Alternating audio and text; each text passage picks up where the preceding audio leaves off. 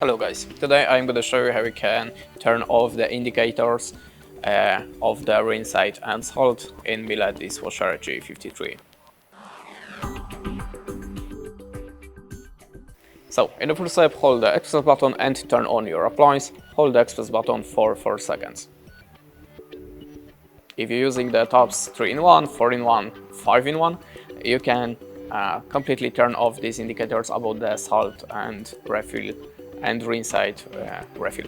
Okay, now we have to click on the V button 9 times.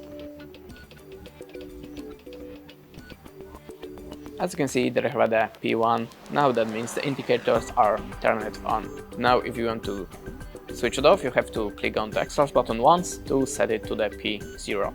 Now turn off your appliance to save the settings.